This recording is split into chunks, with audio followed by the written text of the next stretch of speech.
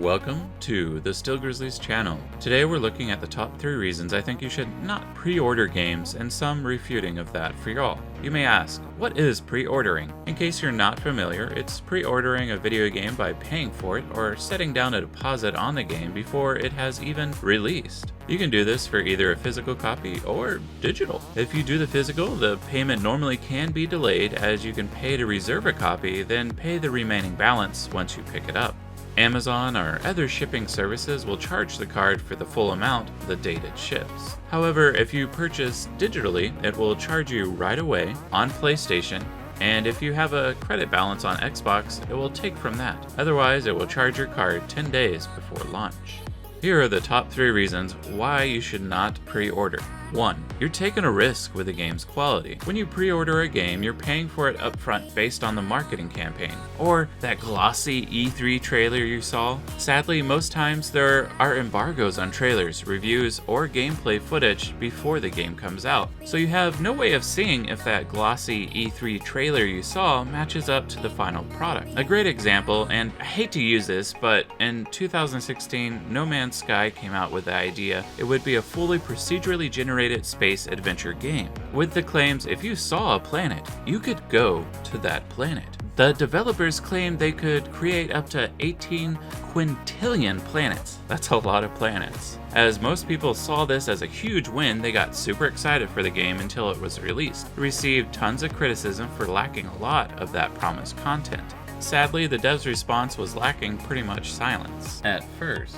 This game sounded and looked amazing from E3 trailers or dev gameplay footage. What we found out later is they were using screenshots and videos that weren't actually from the finished product, which for the biz is known as bullshots, which ultimately lead to the gamer being upset with the quality of the finished product. It wasn't until a year or 2 later the game itself finally started living up to its promises as they started having more potential to live up to what they originally advised. More recently, we have Cyberpunk 2077, and I won't go into too many details as there are a ton of what they did wrong type videos out there right now. I'll say they had an open world with NPCs living daily lives, the ability to do car chases, and so much more. When it came out, the NPCs were horribly scripted, barely functioning, and there were just so many bugs. Have you been struck dumb? Some things have been patched, and we still see CD Projekt Red working tirelessly to fix their name and fix the broken product we see as Cyberpunk 2077. Hopefully, like No Man's Sky, this game will eventually recover. Number 2, it may cost you more in the long run. Games are not cheap. Most games come with a $60 price tag at launch. Most of the time, this doesn't include any downloadable content that would later be released. For example, Spider-Man and then its preceding DLCs, and came out after the game already came out within 6 months. I've seen this a few times with my friends who do tend to pre-order. I saw a game come out at $60 and then was offered a special discount because it came out during Black Friday, Cyber Monday sales, and it went from $60 to $40 as a special offer. Imagine paying the pre-ordered price to only find out the day of it had lowered to $20 lower. And back to No Man's Sky. Yes, I know I will talk about this a lot because it's a great example of what I'm trying to say. It can be on discounts for $30 or $20 depending on the deal. Oftentimes, after a new game comes out and the hype is deflated, like an overused tire, you'll see many games have a lower pricing. For example, I purchased Horizon Zero Dawn at full price at $60. Played it, and of course, I loved it. Such a great game that hopefully I can review someday. If you go out and try to get the game, you'll see it comes with a DLC and is way cheaper. I was able to buy the main game plus the DLC for $20. What you get with a pre-order bonus really is paltry when looking at it. Another example, I waited till Control came out and watched a good friend play it some. I was able to see it was a great game and I wanted to play it myself. However, since I waited, I was able to not only buy the main game, but all the DLC for $30 total. Yep, I was able to snag not only the main game, but its several DLC content way under the original price tag just for the main game of $60. What this shows you is that once pre-ordering is gone or the game is now out, many retailers will offer discounts. One thing I've noticed is that if you pre-order after the game has come out, up to 2 weeks of the release date, Amazon will also offer $10 off for select games. Best Buy offers something similar with a 20% discount, which really hinders pre-ordering, as it encourages you to wait to get that lower pricing, cause I love gaming like I know all of you do, but sometimes it's better to not go broke each time a slew of new games comes out. Number 3. Really? You have to ask? It's cause it supports slimeball tactics. Pre-ordering a game does one thing for a publisher. It's a guaranteed sell. This helps to inflate their profits, showing that people are willing to buy, then gives them what to expect. What this ultimately does is help to contribute to the larger gaming studios to continue on bad practices they have. A great example of this is Assassin's Creed Unity, showing that since the publisher thinks it will sell millions no matter how the game is when it's released, why put in any extra effort? Why would they want to make the story engaging if they can make it very dull and predictable if the customer, yes, you, continues to buy the game before it has even been released? This brings me to the practice that has sort of died out, but in a way is still around. That is, game demos. Back when I was younger, I remember picking up the PC Gamer magazine and being super excited to see what was on the gaming disc for that month. Popping the game disc into the PC and finally playing some games that are coming out was something I will always cherish. Why did they stop doing that? Well, I can tell you. One, it was more than likely a very expensive process to make all those CDs. And two, they have moved some of the games like that to a digital platform, meaning you can check out on your store for Epic or Steam, or really whatever you use, and should have the option to download a demo if that game offers that. Sadly, these days, most games don't offer a game download to play before trying the game out, which is a shame that they would rather force you to pay $60 to try a game out than give you trouble when trying to return it. Another good way to test out a game instead of a game demo is to jump in for the alpha or beta testing. I know several game companies want help in finding bugs or pushing their game to the limit.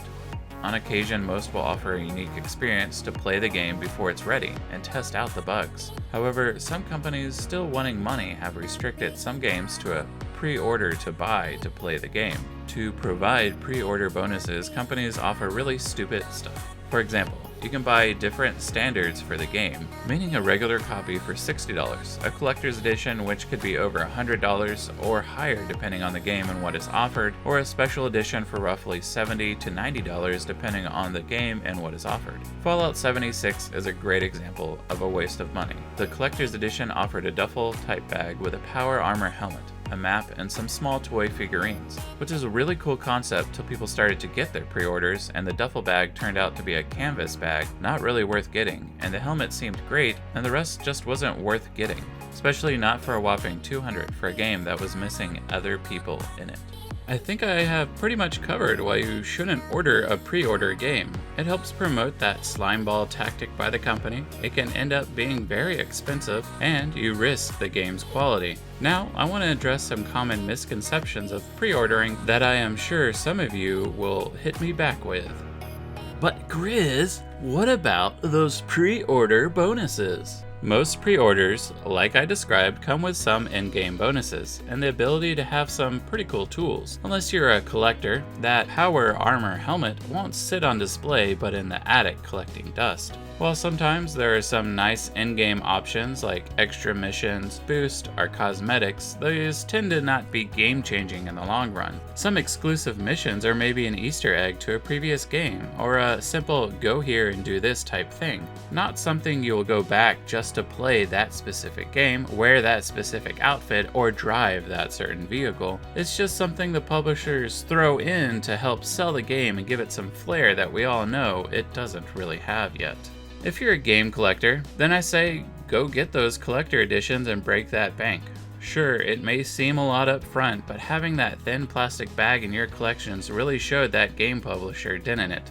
One friend I have ordered the Fallout 4 Collector's Edition, which included a Pip-Boy with it. I remember hearing the gasp and the ahs from the crowd when it was announced.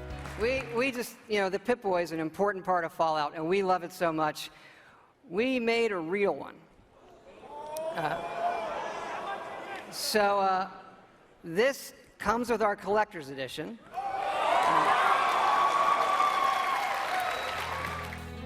But then when I tried it out, it was cool at first till you realize you need to download an app on your phone, then to stick said phone into the Pip-Boy. You then realize, well, that is an overpriced gimmick. Really, is a game worth spending that kind of hard-earned money on to get a different outfit, maybe some in-game XP or an exclusive mission, or that clunky collector's item?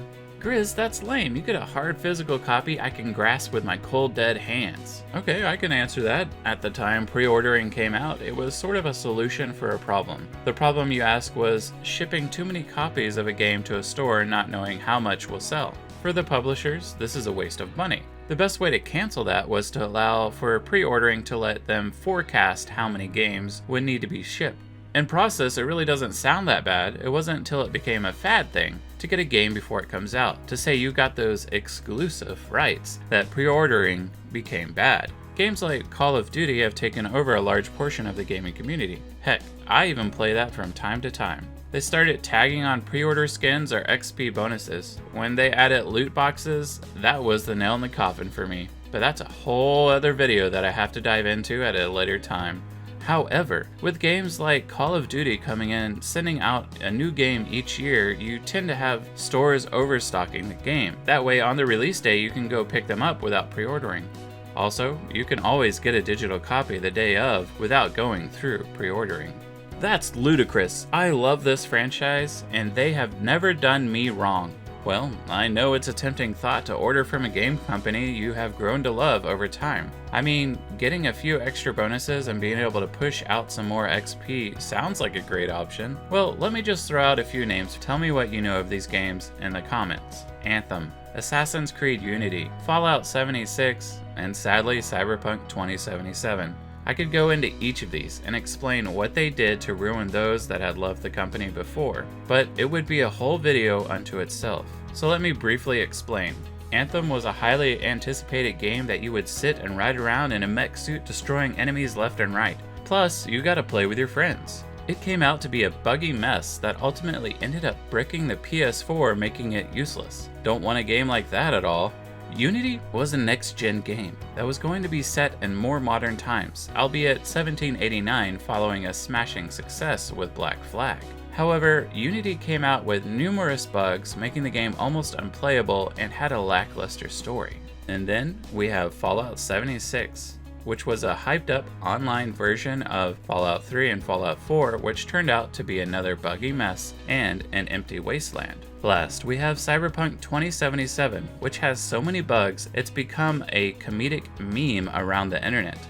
All gaming companies that previously had delivered quality games and then came out with a buggy mess trying to over-deliver and have so little time to make the game. Every game can come out with issues. I recommend waiting, save that money and that heartache by watching reviews, gameplay, and get to know what the game is doing before blindly purchasing. My final thoughts on all this is that there will still be people who will pre-order. I personally think it isn't a good idea and would not recommend it, as I've listed my reasons above. The only real excuse I could see is if you digitally pre-order, as some companies will let you download the game before it's released and let you play on that release day. This can definitely help you if you say you have a bad internet connection. But really, what if it's a gloriously produced game like Cyberpunk 2077? It came out a hot and heavy mess. Really, I would say, is that cloth bag worth it, or that extra XP? Take time to consider where you really need that game that second. Can you wait to see what people think of the game, or wait for a cheaper sell? Just remember this, pre-ordering never was there to help you. It was to help publishers of the game companies know what type of volume to expect, so that they could push the game more this way or that. They just want your money. So when you pre-order, you are essentially just creating a circle that just keeps feeding itself. Remember, you save money, avoid those day one bugs, and you can still get a copy of the game after it's out to satiate your gaming needs. I really hope you enjoyed my Why You Should Not Pre-Order Video Games video. If you enjoyed my video, please leave a like and a comment below on what you liked about this video, or if you have any other games you'd like me to check out. If you'd like to help support the channel, make sure you click subscribe. This is the Still Grizzly, wishing you luck with all your future games.